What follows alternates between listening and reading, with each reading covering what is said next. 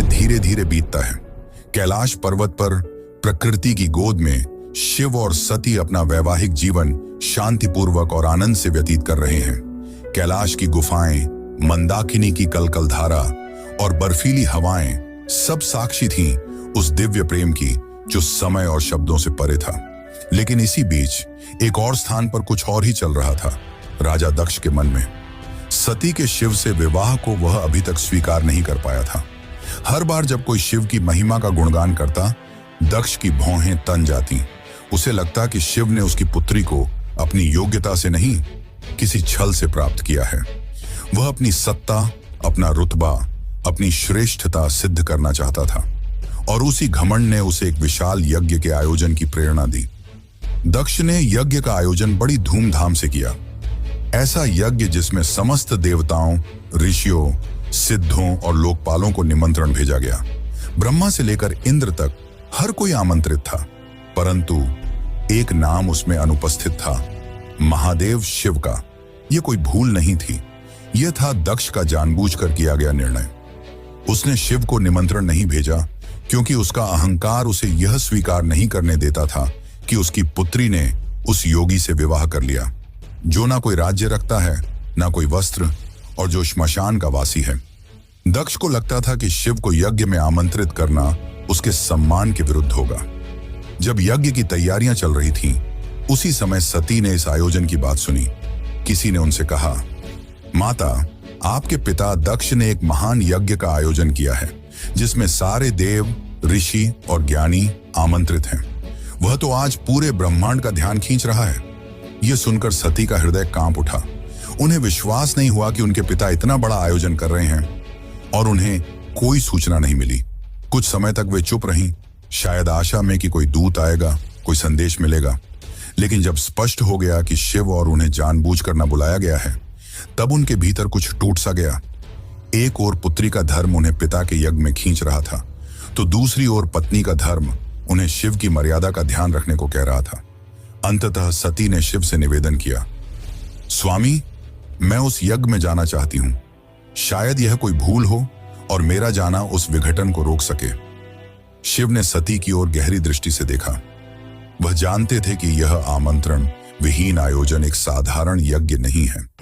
उन्होंने शांत स्वर में सती से कहा, हे प्रिय, जहां सम्मान न हो वहां स्वाभिमान को ले जाना व्यर्थ है और मैं नहीं चाहता कि तुम उस यज्ञ में जाओ जो केवल क्रोध और घमंड से जल रही है। परंतु सती व्याकुल थी। उनके भीतर एक द्वंद्व चल रहा था, पिता और पति के बीच। उन्होंने पुनः प्रार्थना की, प्रभु, मैं केवल एक पुत्री के रूप में वहां जाना चाहती हूं। मैं पिता से बात करूंगी, शायद वह बदल जाए, शायद उनके मन का विष उतर जाए। शिव ने इस बार उन्होंने अनुमति दे दी। सती ने कैलाश से विदा ली, अकेले, बिना किसी दूत या सम्मान के। वह एक बेटी थी जो अपने पिता से स्नेह की अपेक्षा लेकर जा रही थी, लेकिन उन्हें झांत नहीं था कि उस यज्ञ में उनका स्वागत नहीं, अपमान प्रतीक्षा कर रहा है। सती जब यज्ञ स्थल पर पहुंची तो उनके मन में उम्मीद थी कि पिता के नेत्रों में बेटी को देखकर कोमलता जगेगी, उनके मुख से स्वागत के शब्द निकलेंगे। लेकिन जब उन्होंने यज्ञ स्थल में प्रवेश किया तो सन्नाटा पसर गया। कोई स्वागत नहीं हुआ, कोई आसन नहीं दिया गया, जैसे वो वहां उपस्थित ही न हो। वहां बैठे देवताओं की आंखों में असहायता थी।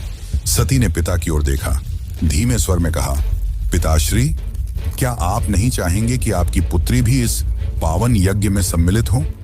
दक्ष ने ठंडी हंसी के साथ उत्तर दिया, पुत्री, जिस दिन तूने उस नग्न भस्म रमाए श्मशान में विचरने वाले औघड़ को अपना पति चुना, उसी दिन तू मेरी पुत्री नहीं रही। दक्ष का स्वर ऊंचा हो रहा था और उसके शब्द जैसे शिव के लिए विष से भरे बाण हो। यह सुनकर सती की आत्मा कांप उठी थी।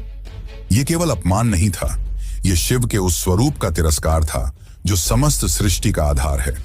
वे उठी, सभा की ओर देखा और बोली, तुम सब यहां धर्म की बात करने आए हो, यज्ञ की बात करते हो, पर जिस शिव के बिना कोई यज्ञ संपन्न ही नहीं हो सकता, उसी शिव का तुम अपमान करते हो। फिर उन्होंने आगे कहा, जिसे तुम औघड़ कहते हो वही काल का भी काल है। जिसे तुम शमशानवासी कहकर हंसते हो वही मृत्यु से परे है, और जिसे तुम भस्मधारी कहते हो वही भस्म से मोह को जलाता है। उनकी आंखों में आंसू थे, लेकिन स्वर तेज था, ऐसा तेज कि स्वयं देवता भी सिर झुका लें। सभा स्तब्ध थी, कोई उत्तर नहीं दे सका, लेकिन सती का हृदय अब टूट चुका था। उन्होंने कहा, जिस शरीर ने आज मेरे प्रभु का अपमान सुना है वह शरीर अब इस संसार के योग्य नहीं, और वे सीधे यज्ञ कुंड की ओर बढ़ी। वहां उपस्थित देवता उन्हें रोकना चाहते थे, पर सती अब कोई नारी नहीं थी, वह साक्षात अग्नि बन चुकी थी। उन्होंने अपने नेत्र बंद किए, शिव का स्मरण किया और अग्नि में कूद गईं। उनके चेहरे पर भय नहीं था, बल्कि एक शांति थी, एक समर्पण था जो पूरे यज्ञ मंडप को झकझोर गई। अब इस यज्ञ की अग्नि से वो तूफान उठने वाला था जो पूरे को तबाह कर सकता था।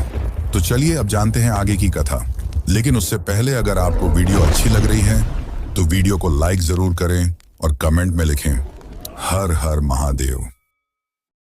कैलाश पर शांति थी, पर वह शांति तूफान से पहले की थी।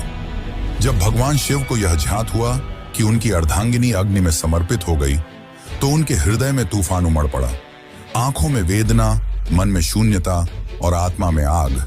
ये वो शिव थे जिनका क्रोध ही प्रलय कहलाता है।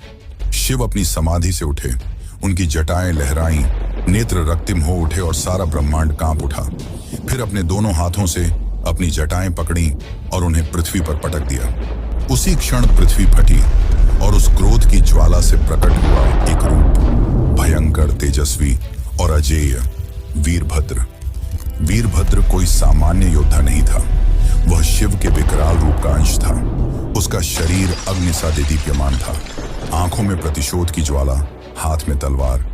उसका प्रकट होना सृष्टि के संतुलन को डगमगाने लगा था। वीरभद्र प्रचंड गति से दक्ष के यज्ञ की ओर बढ़ चला। जिस दिशा में वह चलता, धरती कांपती, आकाश बदलता और देवताओं के हृदय कांप उठते। जैसे ही वीरभद्र यज्ञ स्थल पर पहुंचा, आकाश में अंधकार छा गया और वीरभद्र प्रकट हो चुका था। उसकी उपस्थिति मात्र से यज्ञ की अग्नि थर्रा उठी। वह बिना रुके आगे बढ़ा। पहले यज्ञ वेदी को तोड़ा, फिर वेद पाठ करने वाले ब्राह्मणों को हटाया। उसकी आंखों में एक ही लक्ष्य था, दक्ष। वीरभद्र के सामने कोई नहीं टिक सका। वह अकेला था, परंतु अजेय। उसके प्रत्येक प्रहार में शिव का शाप था और हर गर्जना में सती का विलाप। अंततः वह दक्ष के सामने पहुंचा।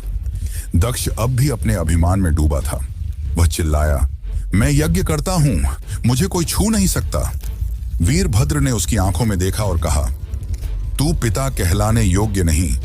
आज तुझे उसी अग्नि में भस्म करूंगा जिसमें तूने धर्म का मजाक उड़ाया।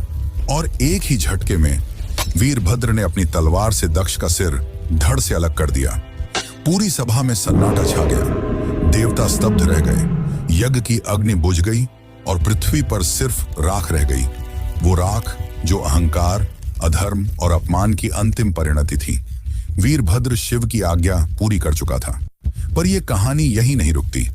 अब आएगा वो क्षण जब शिव स्वयं यज्ञ स्थल पर पहुंचेंगे, सती के शव को उठाएंगे और सृष्टि में संतुलन डगमगाएगा। जब महादेव यज्ञ स्थल पर पहुंचे, उन्होंने सती के जले हुए शरीर को देखा। वह दृश्य ऐसा था जिसने स्वयं काल को रुला दिया। शिव ने धीरे से कंपाते हाथों से अपनी सती को बाहों में उठा लिया।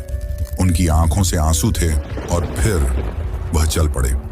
शिव सती के शव को अपनी गोद में लिए पूरे ब्रह्मांड में भटकने लगे। उस विरह में जो पूरे ब्रह्मांड को भयभीत कर रहा था, ब्रह्मांड असंतुलित होने लगा। देवता भयभीत हो उठे। यदि शिव यूं ही विलाप करते रहे तो सृष्टि का संतुलन टूट जाएगा, प्रलय आ जाएगा। तब सभी देवता भगवान विष्णु के पास पहुंचे और उनसे सृष्टि को बचाने की प्रार्थना की। तब विष्णु ने अपना सुदर्शन चक्र चलाया। जैसे ही सुदर्शन चक्र चला, उसने सती के शरीर को टुकड़ों में विभाजित कर दिया। शिव कुछ क्षणों के लिए रुके, पर प्रतिरोध नहीं किया। यह सृष्टि के लिए आवश्यक था। जहां जहां सती के अंग गिरे, वहां दिव्य ऊर्जा फैल गई। पृथ्वी के वे स्थान शक्ति से भर उठे और वहीं बने शक्तिपीठ। ये कोई सामान्य स्थल नहीं थे। ये उस अमर प्रेम की गवाही थे जो शिव और सती के बीच था। ये थे वे स्थान जहां स्त्री, शक्ति, प्रेम, बलिदान और भक्ति सब कुछ एक साथ साकार हुए। कुछ स्थानों पर सती की आंखें गिरी, कहीं उनका हृदय, कहीं उनके केश, तो कहीं उनके चरण, और हर स्थान एक केंद्र बन गया मां शक्ति का, जो हर रूप में पूजनीय हुई, कभी दुर्गा, कभी भैरवी, कभी भवानी। यही वे स्थान हैं जिन्हें आज हम कामाख्या, वैष्णो, ज्वाला, हिंगलाज और तारापीठ जैसे नामों से जानते हैं। इस प्रकार सती के वियोग से जन्मे ये शक्ति पीठ न केवल देवी के अंग हैं, ये उस प्रेम की शाश्वत उपस्थिति है जो आत्मा से आत्मा तक जुड़ता है।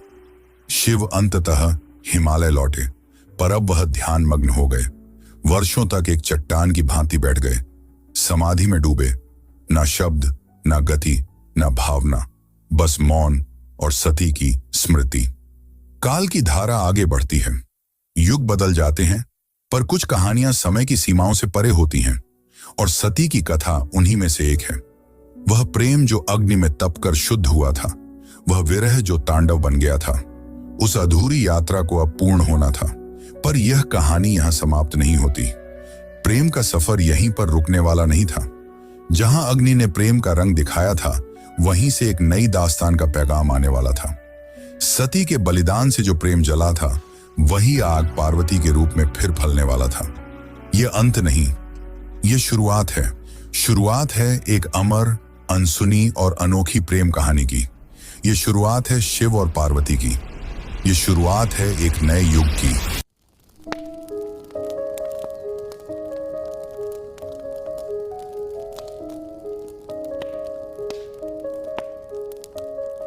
दारुण करुण सत्य सारिका अपरिजय शिवरायिका अबला जड़ पथिर पालिका हरदासिका सदारिका बलनि कुशैकराग्रा नक्ति नृत्ना भवसारिका किन कर्तास्मान स वैष्णव जल्पतो किनो प्रमुञ्च धृति धृत नयना मृदता बलनि किं बिभ्रता किना प्रशम्य विषकञ्जकं मरमतः सदा सेनादिशति वेदसमर्यां धरे दूरनुभवा पवनिर्वणसुता विनिगीर्यमाण सर्गा सर्वयस्तोमिनी मता निचयोदास्यमभ्या खिन्ना हार्दकुक्तिजातयानं हन्ति प्रजल्पं क्रुद्धा धरे दुरनुभवा भवनिर्वणसुता हृदि धृतनयनमृदता बलनि किं बिभ्रता किन प्रशम्य विषकञ्जकं धर्मतः सदा सेनादिशति वेदसमर्यां धरे दुरनुभवा पवनिर्वणसुता